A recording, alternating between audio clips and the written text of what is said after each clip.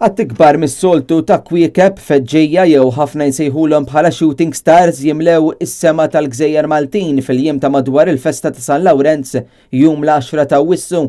Il-fenomenu jissejjaħ id-dmugħ ta' San Lawrenz. Net News ħal-kumment ta' Joseph Borġ, il-President tal-Għaqda Maltija tal-Astronomija, fejn qalinna aktar dwar dan il-fenomenu. Dan jiġri bażikament għax aħna kull sena f'dan iż-żmien ngħaddu minn ċertu post fl-ispazju fejn infatti fil-passat kienet għaddit kometa minn hemmhekk u ħallit warajha biċċiet tal-ġebel żgħar.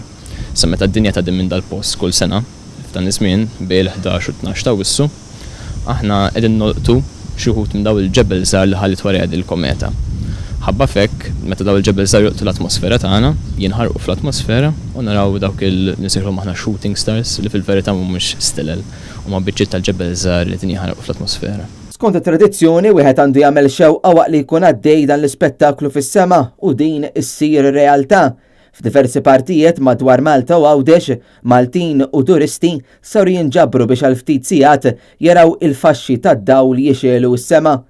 Din is-sena l-Għaqda Maltija tal-Astronomija se tkun id-dwejra f'Għawdex biex tara dan il-fenomenu. Fit-tmiem tal-ġimgħa nhar il-Ħadd ħankun qegħdin immorru d-dwejra Għawdex wara l-avveniment li kellna wkoll ġimgħa li għaddiet għall-eklissi totali tal-qamar.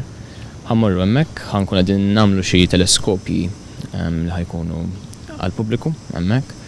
Ħajkun jista' jiġi kulħadd għal dan l-avveniment, nissuġġerixxu lin-nies jiġu hemmhekk u jistgħu joqogħdu fejn jridu għax jkun viżibbli minn kull imkien, mhux ġas mid-dwejra, però aħna nkunu qegħdin id-dwejra.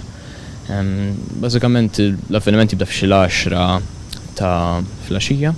Nibqgħu sejrin sattar bil-lejl, l-aħjar ħin ikun wara nofs il-lejl biex naraw il-meteori tad-dmugħ ta' San Lawrenz. Borġ qalinna li l-fenomenu dis-sena se jkun l-aktar fiżi fit-13 ta' Awwissu fil-għodu kmieni fejn qalinna li kull siegħa kważi jidhru 60 u 80 feġġejja.